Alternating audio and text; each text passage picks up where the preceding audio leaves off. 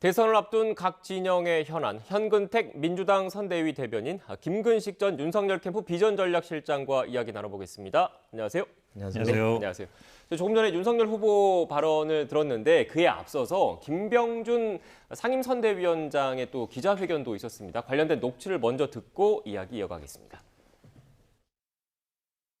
윤석열 후보를 만나면서 이미 보도가 됐습니다만 적지 않은 대화를 했습니다. 그리고 그 대화 속에서 이기고 지고를 떠나서 국가가 어디로 가야 되고 우리 정치가 어디로 가야 되느냐에 대해서 적지 않은 이야기를 나눴습니다. 그 이야기를 나누는 도중에 많은 부분이 저하고 생각이 일치한다라고 제가 느꼈습니다. 그런 일을 하겠다는 분을 그냥 혼자 그렇게 뛰게 둔다는 게 우리 모두의 도리가 아니라는 생각이 들었고, 그래서 제가 같이 무엇을 하든 도와야 되겠다라는 생각을 했습니다. 그래서 상임위원장직을 수락을 했고 또 열심히 할 생각입니다. 네, 실장님께 먼저 질문을 드릴게요. 네. 마지막에 열심히 할 생각입니다. 이 발언이 눈에 띄는 것 같습니다. 일각에서는 그 김종인 전 비대위원장의 선대위 합류를 어떻게 보면 유도하기 위해서 김병준 위원장이 사퇴를 하는 것 아니냐 이런 보도도 나오고 이런 얘기도 좀 나왔는데 정반대로 열심히 하겠다라는 얘기를 했습니다. 김종인 전 위원장의 선대위 합류 물 건너간 겁니까? 아직 그렇다고 볼 수는 없고요. 네, 정치라는 것은 다이나믹하기도 하지만 드라마틱하기도 하거든요. 그래서 저는 오늘 김병준 상임선대위원장이 이제 공식적으로 업무를 시작한 겁니다. 그러니까 제가 볼 때는 이게 정상적인 사실은 행보예요.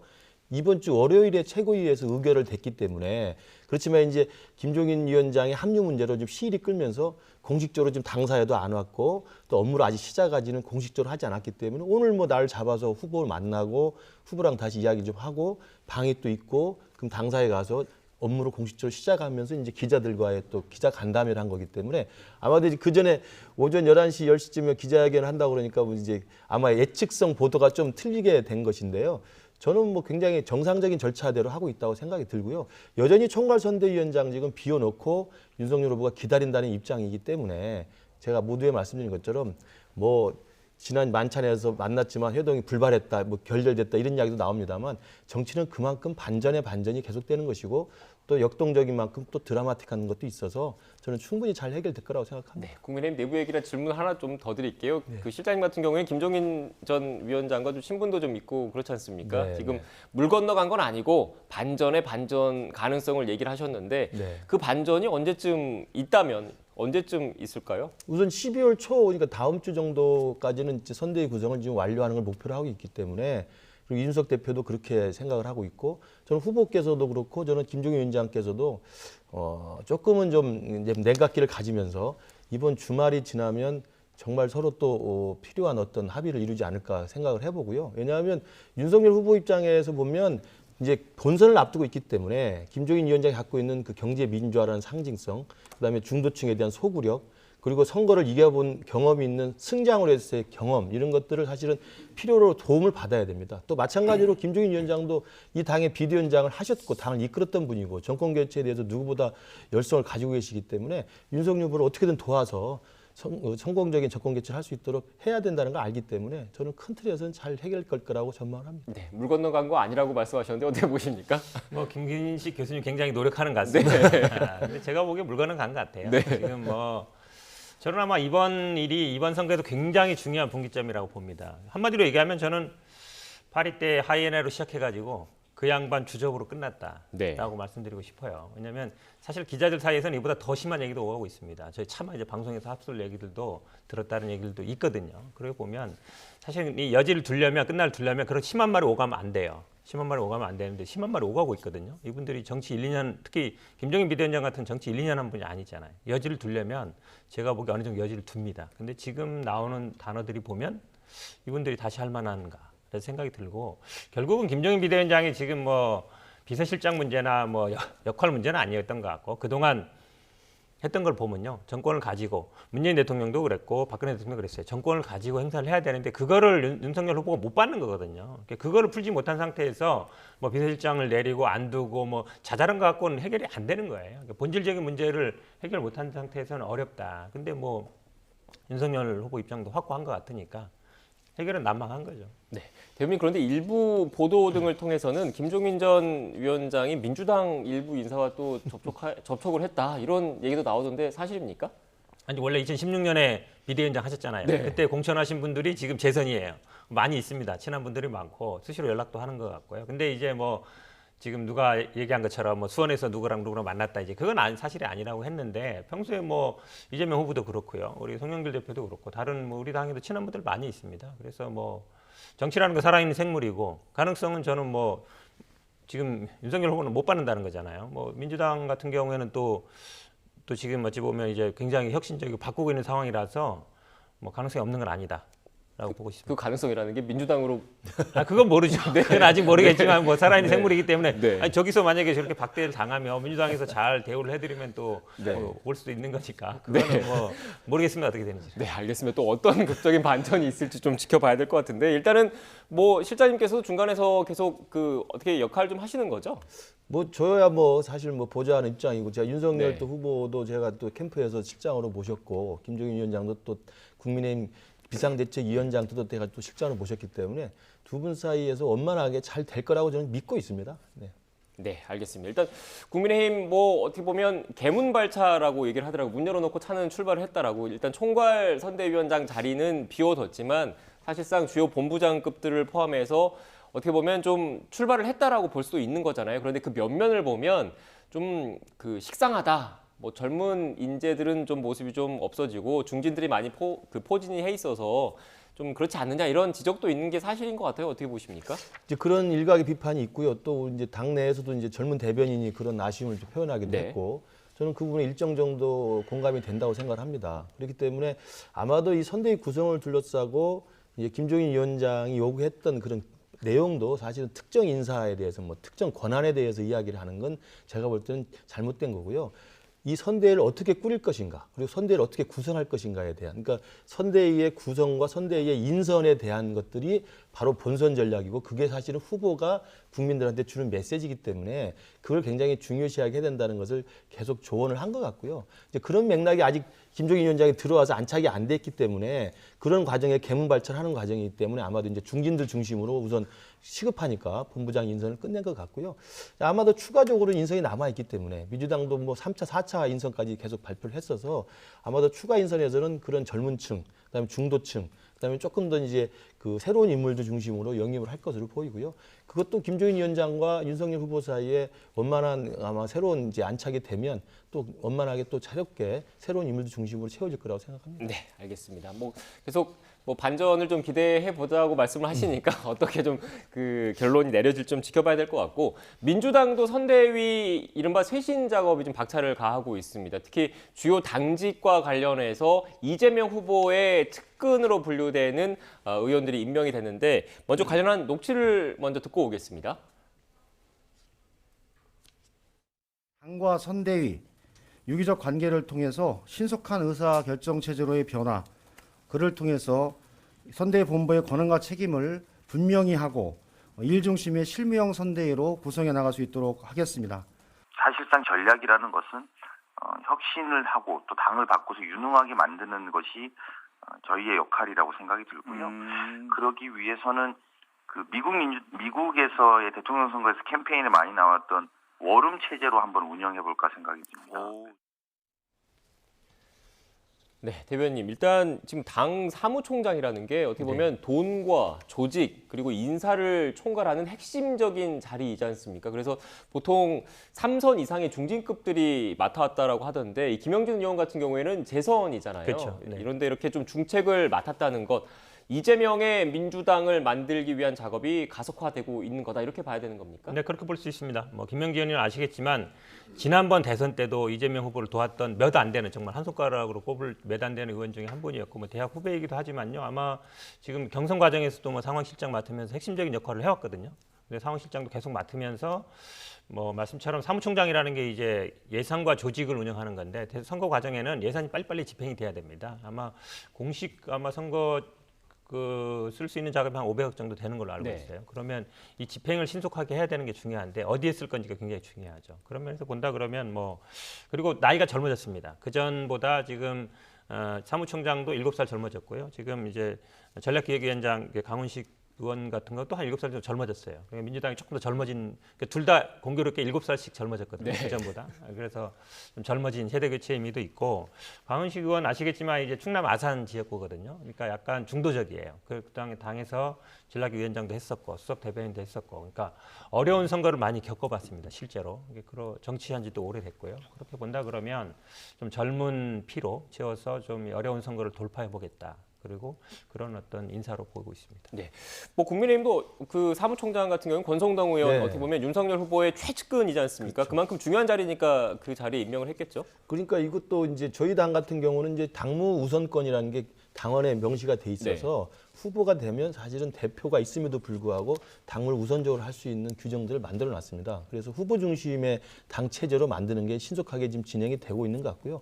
그게 가장 중요한 이제 핵심 보직 중에 하나가 이제 사무총장이죠. 그래서 이준석 대표가 임명했던 사무총장 대신에 후보로 선출된 윤석열 후보가 보낸 그 사무총장으로 권성동 의원이 이제 가서 있고요. 밑에 사무총장 산하의 전략기획부총장과 조직부총장도 다 교체를 했습니다. 그래서 지금 선대위가 구성 중이긴 합니다만 후보의 의중과 후보의 뜻이 가장 중요한 것이고 후보의 뜻대로 선대위가 구성이 되는 과정이 있다고 보시면 되고요.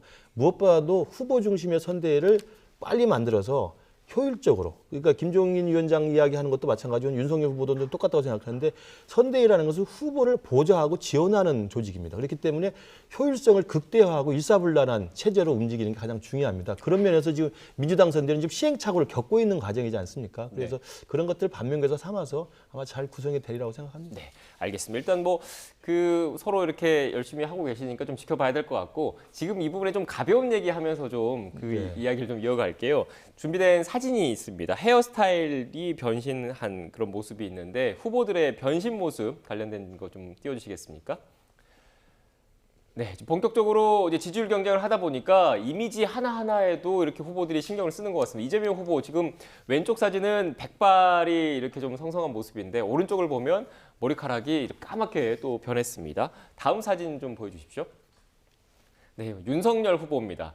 왼쪽을 모습을 보면 어떻게 보면 좀 이렇게 머리에 크게 신경을 쓰지 않는 듯한 모습인데 오른쪽의 사진을 보면 머리에 좀 이렇게 그 헤어 제품 같은 걸 좀 바르고 옷도 좀 약간 좀 더 그 가벼워진 듯한 모습을 좀 보이고 있는데 이렇게 이미지의 변신 어떻게 봐야 될까요? 백발에서 검은 머리로 한다는 것. 좀 더 젊어 보이려는 그런 측면이 있는 겁니까? 그렇죠. 젊어 보이려고 하는 거죠. 그러니까 이거는 사실은 머리 염색 문제는 경선 때부터 굉장히 내부에서 논란이 많았던 거예요. 저도 뭐 주변 사람들 다 물어보고 심지어 우리 집사람한테도 물어보고 완전히 이게 갈리더라고요. 현재가 좋다. 하자. 근데 지금 어쨌든 2030이 주된 타겟이고 심지어 갔더니 2030 어떤 분이 할아버지 대통령 이런 얘기까지 했다는 거예요. 그러니까 아닌데 이런 생각이 들어서 저도 염색하라고 주변 말씀드렸고 이러는데 사실은 저는 염색하는 게 좋다고 봅니다. 물론 약간 중후하고 무게감 있는 것도 좋지만 그래도 한 살로 젊어 보이는 게 낫거든요. 저는 염색한 거고 우리 김기식 교수님 염색 안 했잖아요. 제가 훨씬 더 젊어 보이잖아요. 물론 나이도 실제로 어리지만. 그러니까 그런 거 보면 그래도 한 살이라도 좀 젊어 보이는 게 낫고 그런 면에서 본다 그러면 또 변할 수 있다라는 거. 나는 언제든지 변할 수 있다. 그리고 그러니까 쉽게 얘기하면 상대한테 맞추는 거거든요. 그러니까 정치인들이 상대방을 나한테 맞추는 게 아니라 내가 당신한테 맞출 수 있다. 이런 걸 보여주는 거라서 저는 좋은 이미지로 보고 있고 그다음에 이런 데는 사실은 이미지가 굉장히 중요합니다. 우리 토론회라는 게 내용도 중요하지만 어떻게 보이는지도 중요하거든요. 단순히 머리뿐만 아니라 안경, 그다음에 넥타이, 양복 모든 게 다 중요하기 때문에 그런데 아마 선거전이 갈수록 더 많이 신경 쓸 걸로 보고 있습니다. 네, 그러니까 어떻게 보면 그 이재명 후보의 그 강점으로 꼽히는 이미지들이 행정가로서의 이미지, 추진력, 그다음에 한다면 한다 이런 이미지인 거잖아요. 그런데 좀 저렇게 머리카락 색깔을 검게 해서 좀 젊어 보임으로써 뭔가 더 역동적이고 긍정적인 이미지를 유권자들한테 심어주기 위해서 이렇게 변화를 했다. 이렇게 제가 이해를 해도 되겠습니까? 네네. 네. 반대로 윤석열 후보 같은 경우에는 저희가 준비한 사진은 없던데 성렬이 형 뭐 이런 그 명찰을 달고 다니시는 사진도 있더라고요. 상대적으로 검사다라 보니까 딱딱하고 좀 무거운 이미지가 있는데 그걸 좀 타파하려는 시도입니까? 그렇죠. 이제 어제 그 서울대 국민의힘 그 당 조직 이제 만들 때 가서 이제 성렬형이라고 명찰 붙이고 이야기를 했는데 네. 발언도 굉장히 재밌게 하더라고요. 그러니까 사실은 저도 곁에서 이렇게 몇 번 보면 재미있고 유쾌한 분이에요. 근데 검사 생활 오래 했다는 그 강한 이미지가 또 있고, 그리고 작년, 재작년 이 문재인 정부와 맞서 싸우면서 싸우는 이미지, 맷집 이미지가 있기 때문에 젊은 층한테 사실은 좀 소구력 있게 다가가야 되는데 그게 안 되고 뭐 쩍벌만 강조되고 이러니까 아마 그런 이미지를 개선하기 위해서라도 머리 스타일이나 그다음에 옷 매무새라든지 그리고 그 실제로 접근하는 이미지에 있어서 좀 분장이라든지 이런 것도 필요할 거라고 생각을 합니다. 그래서 똑같이 이재명 지사도 변화하는 것처럼 저는 윤석열 후보도 젊은 층에게 다가갈 수 있는 친근한 후보, 그리고 큰형 같은 후보, 이런 이미지를 위해서 아마 변신을 시도하고 있을 거라고 생각합니다. 네, 지금 여야 모두 어떻게 보면 대선 후보의 이 이미지가 유권자한테 그 전달되는 소구력이 그렇죠. 좌우를 하고 있기 때문에 관련해서 여러 전문가들의 조언을 받지 않을까 싶은데 저희가 민주당 이재명 후보와 관련된 그 뭐 내역을 좀 파악을 했어요. 관련된 그래픽을 좀 띄워주시겠습니까?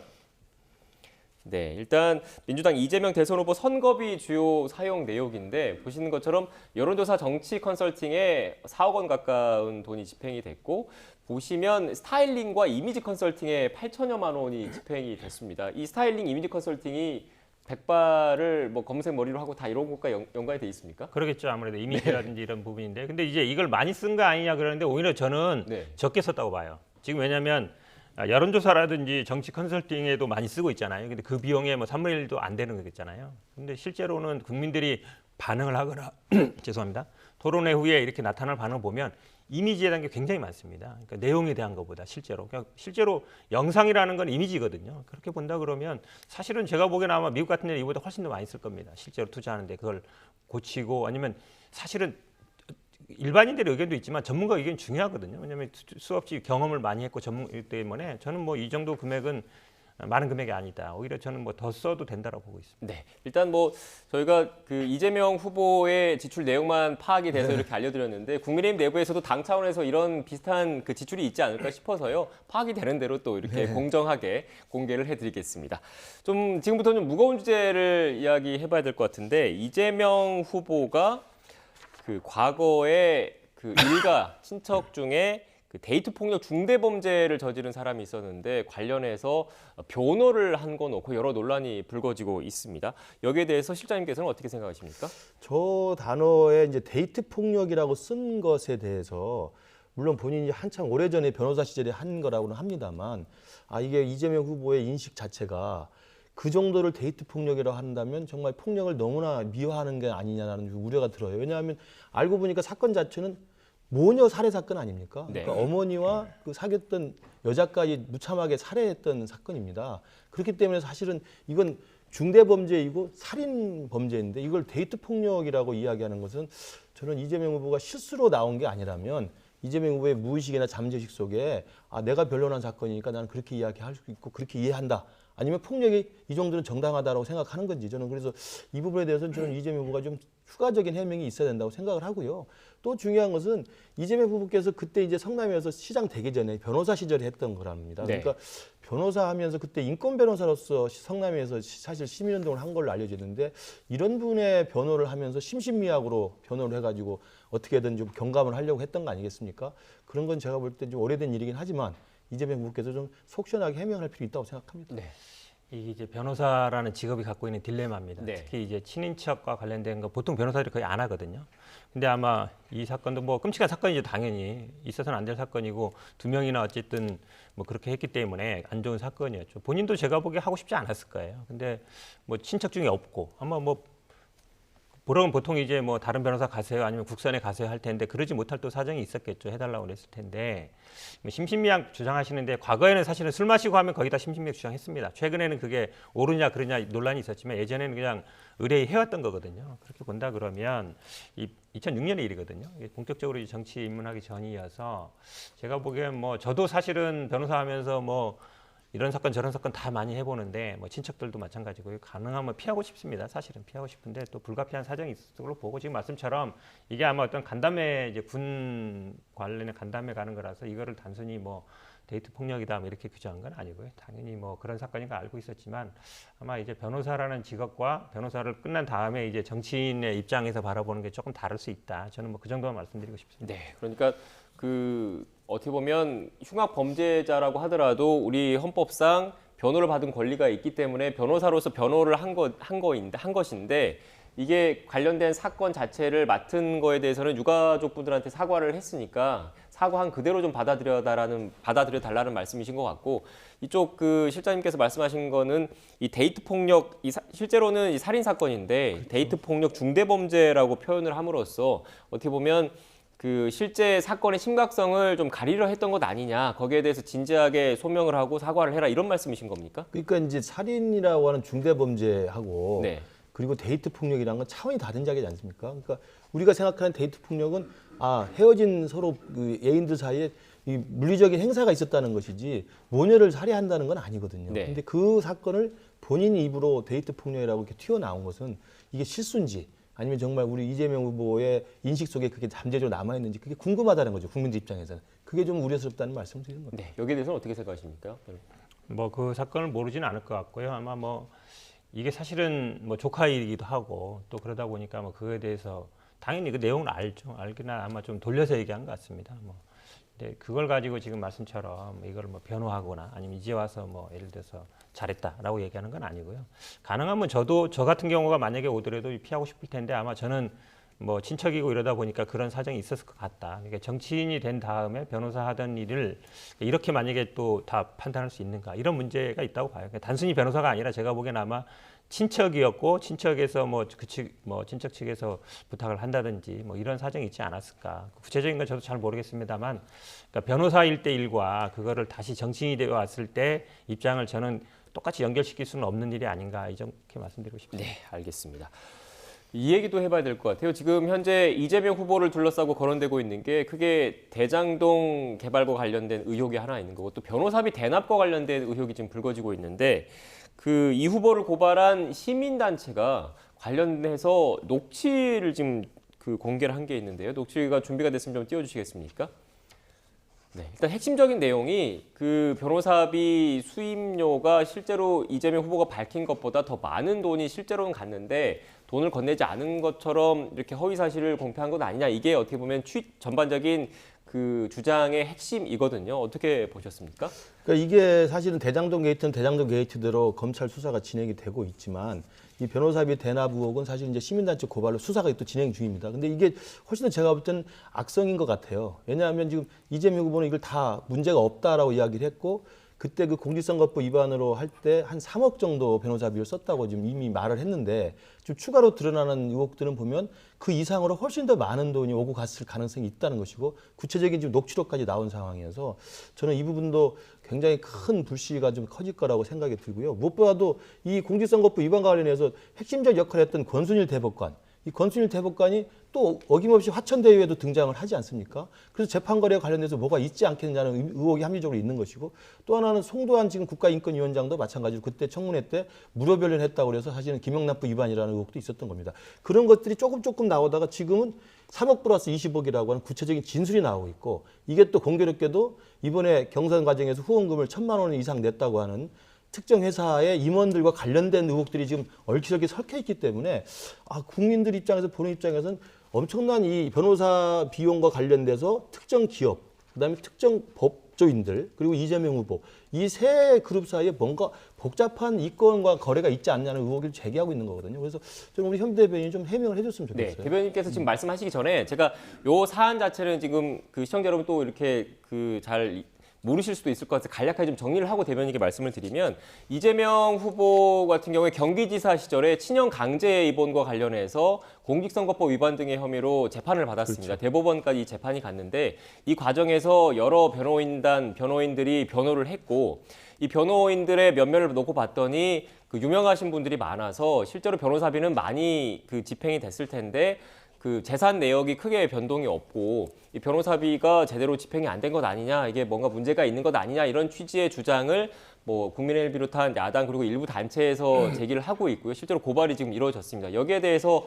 지금 이재명 후보는 경기도 국정감사에서도 해명을 하지 않았습니까? 네, 그러니까 뭐 두 개 정도죠. 하나는 이제 변호사 한 30명 되는데 2억 5천이 말이 되느냐 네. 이 얘기인데요. 그다음에 지금 말씀처럼 뭐 2억 말고 다시 뭐 20억 뭐 전환사채 주기로 한 거 아니냐 두 가지인 것 같은데 앞에 얘기 뭐 30명 얘기는요. 사실은 우리 법인에 들어간 변호사들이 이름이 한 번에 뭐 여러 명 들어갑니다. 네. 이제 그것까지 다 포함한 거고 다 합치면 한 10여 개 정도 된다. 그러면 이제 뭐 대충 금액이 나오는 거죠. 지금 이제 이번 논란이 되는 거는 아마 뭐 2억에다가 뭐 20억 전환사채 뭐 주식으로 주기로 한 거 아니냐 얘기는 했는데요. 아시겠지만 이것도 결국은 시작이 녹취록입니다.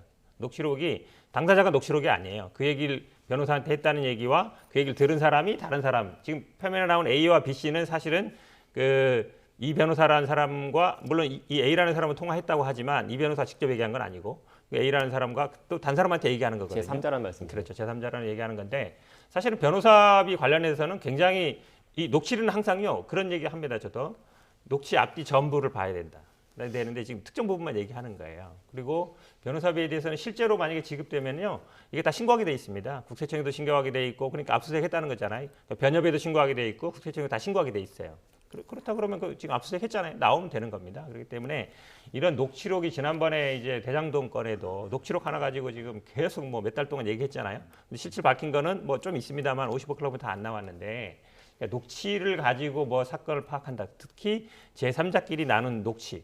그건 뭐라도 만들 수 있죠. 제가 뭐 김문식 교수님한테 딴 사람한테 가가지고 제가 5억 줬습니다라고 말하면 그게 중개되는 건가요? 그건 아니거든요. 그러니까 이런 녹취 하나 가지고서 사건의 실체를 보려고 하면 안 된다라고 말씀드리고 싶습니다. 네, 지금 이재명 후보 관련된 의혹을 얘기했기 때문에 윤석열 후보 관련된 얘기도 좀 해봐야 될 것 같아요. 일단 지금 뭐 윤석열 후보 같은 경우에 대장동과 관련해서는 그 부실 대출 그러니까 불법 대출과 관련해서 부실 수사를 했다는 의혹이 일단 현재 불거진 상태이고 또 처가와 관련해서 최근 들어서는 양평에 있는 그 아파트 분양 관련해서 뭐 개발 부담금이 제대로 지금 그 부담을 하지 않은 것 아니냐 이런 의혹이 제기된 거 아닙니까 현재? 그렇죠. 우리 부산저축은행은 너무 많이 얘기했고요. 네. 최근에 나온 게 양평인데 거기서 아마 시행을 했죠. 농지였는데 세 가지 있습니다. 개발 부담금 문제, 농지 문제, 그 다음에 이게 기간이 끝났는데 연장을 해준 문제 네. 세 가지 문제가 있는데 최근에 불거진 거는 개발 부담금 문제죠. 이게 한 분양 대금이 한 800억 됐고 실제로 이익이 한 100억 정도 됐거든요. 처음에 이 개발 부담금이 17억, 18억 정도 됐는데 빵원이었어요. 한 번도 안 낸 게 한 양평군에서 한 최근에 10건 중에 하나도 없었거든요. 근데 이게 갑자기 올해 와가지고 1억 7천 내라 이렇게 부과한 거예요. 그러면 공무원이 착오라 그러는데 이게 말이 안 되잖아요. 지금 그 당시에 했던 그 당시에 그 책임자가 지금 의원이 돼 있거든요. 가 있어서 봐준 거 아니냐. 개발 부담금이라는 계산이 간단합니다.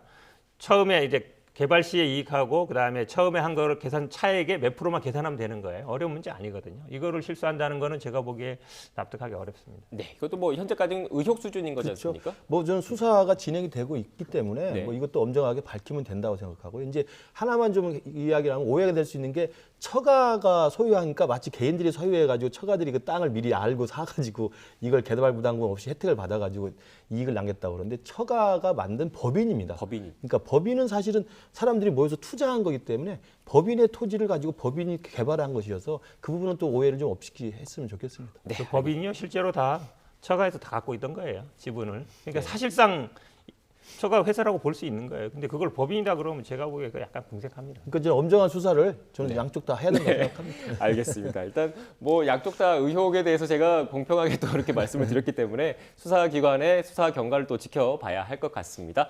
네, 지금까지 현근택 민주당 선대위 대변인, 김근식 전 윤석열 캠프 비전전략실장과 전국 현안에 대한 이야기 나눴습니다. 오늘 말씀 고맙습니다. 감사합니다.